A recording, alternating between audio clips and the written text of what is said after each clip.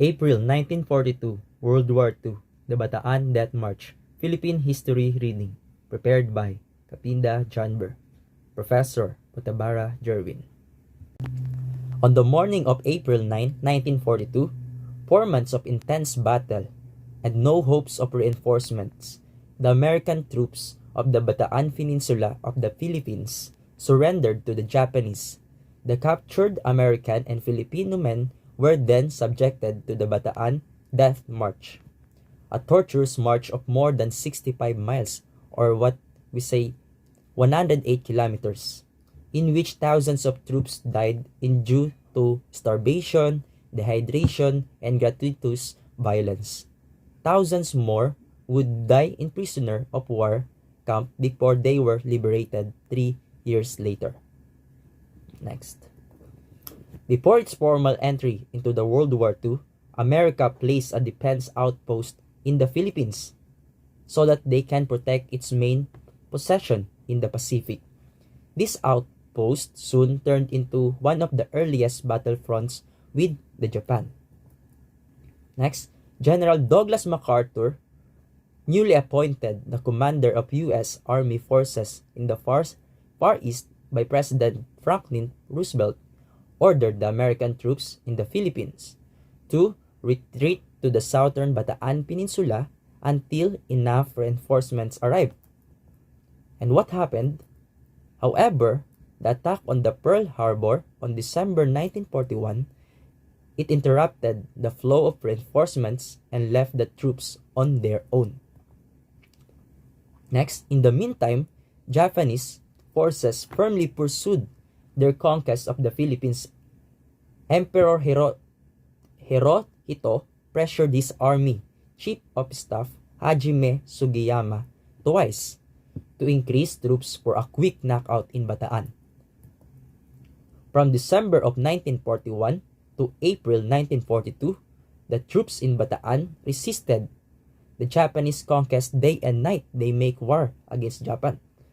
And American war correspondent Franklin Hollett's Limerick would symbolize their campaign, and he is one of the survivors.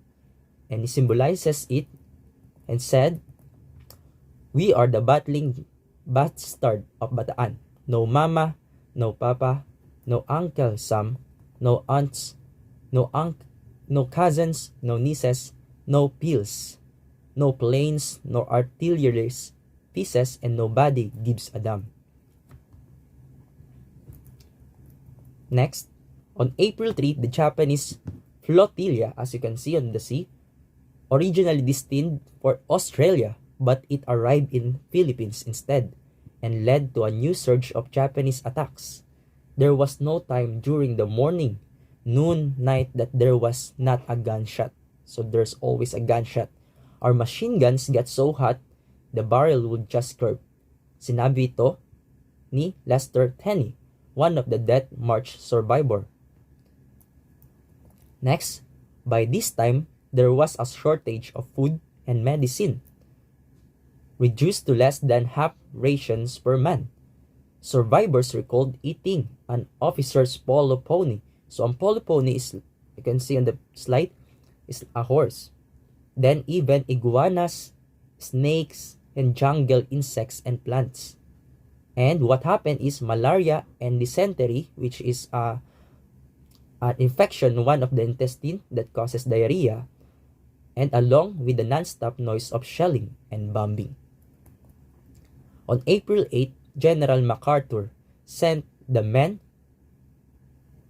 and said not to surrender. However, Major General Edward P. King, the Commander General of the Philippine American Forces in Bataan, knew that the men were at risk of dying and defied the orders of MacArthur. On April 9, 1942, the 12,000 American and 58,000 Filipino soldiers surrendered. At the time of surrender, about a third were sick or wounded.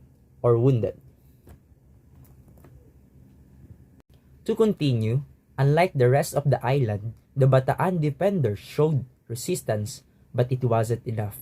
The defense was prepared hastily and they were extremely low on supplies. and ammunition. Their defeat was imminent. On April 9, after the 3 months of difficult conditions, the Battle of Bataan was over. Soldiers from both Philippine Army and the U.S. Army surrendered to the Japanese forces.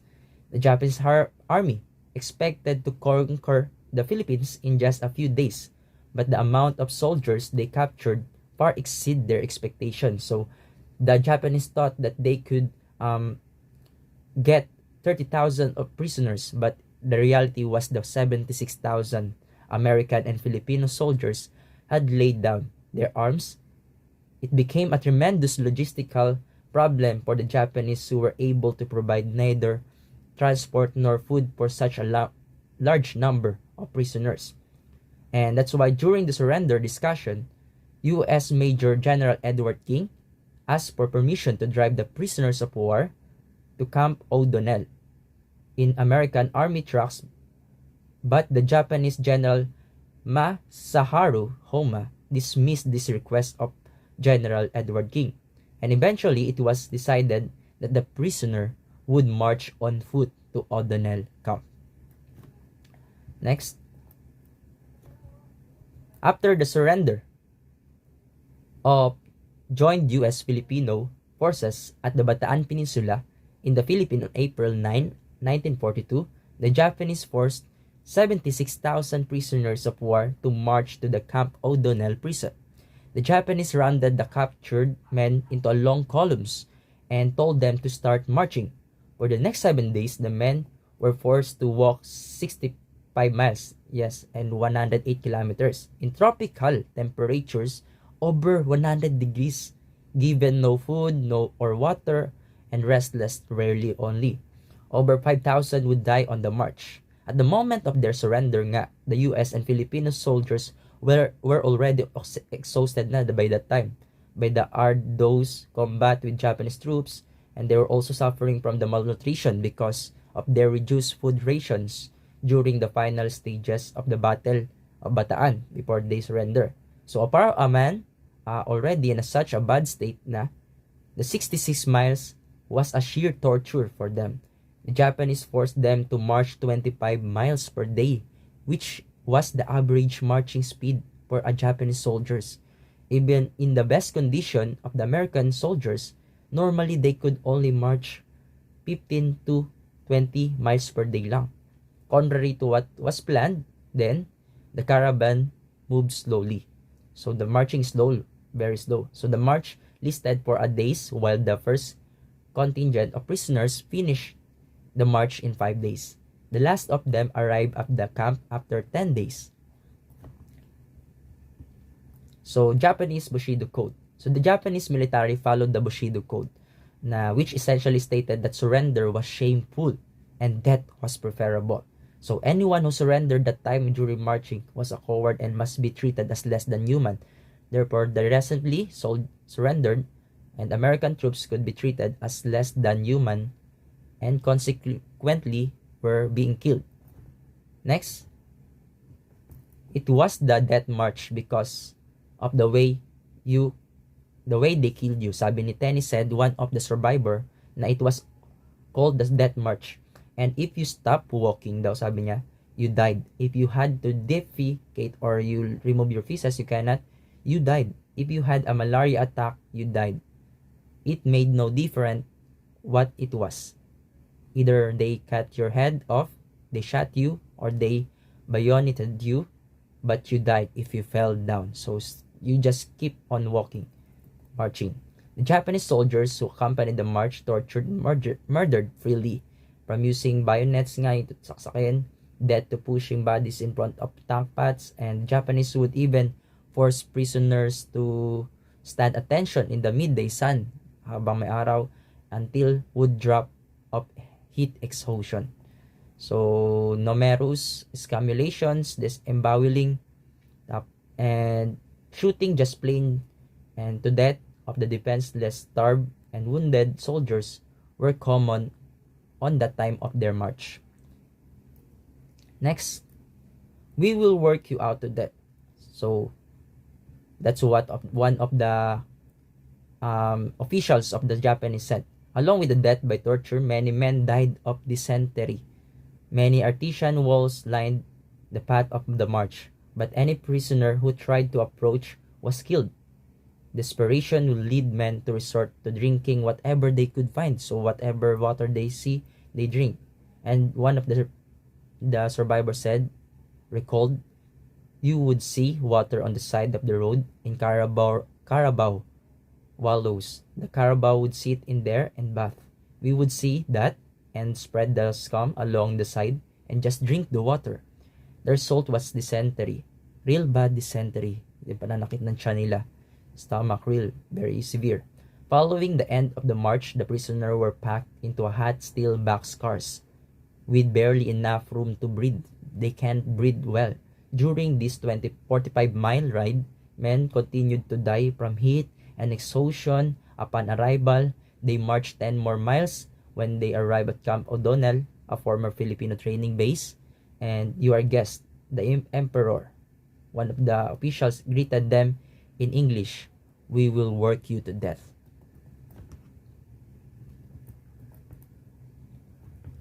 Next is Minister of War Hideki Tojo had said, a prisoner of war who does not work should not eat, which translated into a death sentence for the sick and wounded at Camp O'Donnell.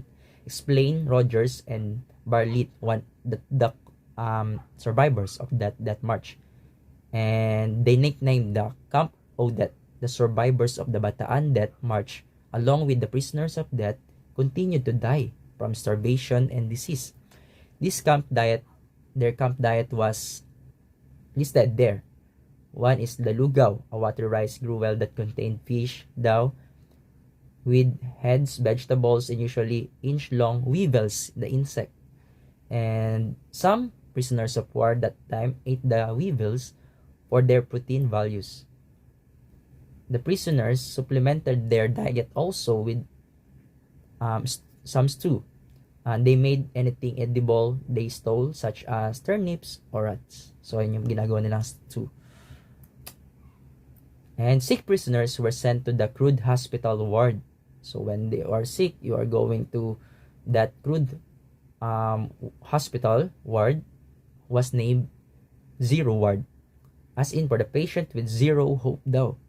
Rogers and Bartlett describe how patients laid there and waited to die lang, diba? There was little to no medicine. One prisoner described having this described daw ng one prisoner being removed his appendix with a sharpened spoon and no anesthetic that time. So just imagine how painful is that. And escaping from the prison might have appeared to be an option lang. And because of the fence was just couple stand and barbed wire. However, the nearest safe zone was 9,000 miles away pa in Australia. The prisoner did not speak of local language. Any white captive skin was a prison and he could not take off. So one of the survivors also said that. And the Japanese implemented a system of death squads where they were created of groups of 10 men. If one man tried to escape, they all would be killed. Punishments and sadistic acts continued in the prisons as well. Roger Bartlett described a water treatment nga daw in which Japanese would ram a garden hose in your prisoner's throat or up to another office until the prisoner's belly was swollen with water. Then they would jump up on their stomach full of water, and that's the punishment always nearly resulted in that. And that's what the hell ships, where the prisoners barely had enough room to stand to breathe. A small canteen and bucket of rice would be occasionally lowered into a crumpled hold, and these rations would be auctioned every time a man died. So grabe polluted that ship, and this journey would take about a month, despite the short distance between the Philippines and mainland Japan. And next is the hell ships arrived in different places, diba? But many were destined for labor camps in Japan. And at these labor camps, the prisoners of war sometimes engaged in acts of sabotage. bending with the pins of bombs and stealing food. So they do that for survival. And the cruel treatments continued, and if that happened or continued, then the two prisoners of war that made that cause will strike each other in the face until both were bloody, as well as beheading with samurai swords. Just imagine. On August 9, 1945, some of the prisoners of war witnessed the mushroom cloud from the atomic bombing, and he survived that time, protected by the thick prison walls. And the following Japanese surrender, the remaining prisoners of war, and receive an aid as planes drop medicines and food. So nagkaroon ng rescue this time, and eventually they would return to the US in hospitals, ships, where they were permitted to eat anything they wanted. According to Roger and Bar Tit, the survivors of that, and one Navy ship, they were served rice, and the prisoners of war protested and threw rice all over the ship.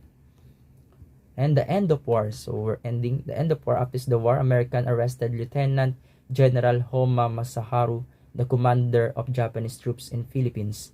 He was extradited to the Philippines for the Manila War Crime Tribunals, and he was indicted on 48 counts of violating international rules of war, including responsibility for that march. Although he denied involvement, he was found guilty and executed on 1946.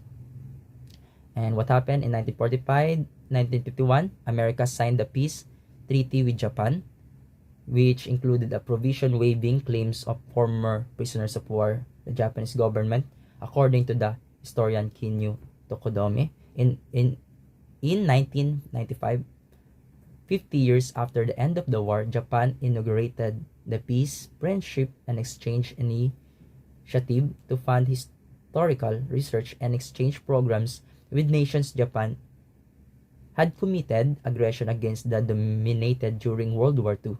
As part of this exchange program, Japan invited former Allied prisoners of war. However, American prisoners of war were explicitly not invited due to peace treaty. And apologies and reparation end of war. What happened? That is that seeking justice, Bataan survivors then filed lawsuit against the Japanese companies that ran the labor campus under a newly created California law noong 1995 that allowed compensation. What happened to the World War II at the time? And the Japanese government sided against them, citing the peace treaty again. Eventually, all of the lawsuits were dismissed. Lastly, the Bataan Death March was one of the worst war crimes of the entire war in the Pacific. Its horror are truly a perfect example of why historians have named the Second World War a war without mercy. And this happened in the Philippines, and one of the Philippine history where World War II happened, a war between American with Filipino against a Japan. The end. Thank you so much for listening.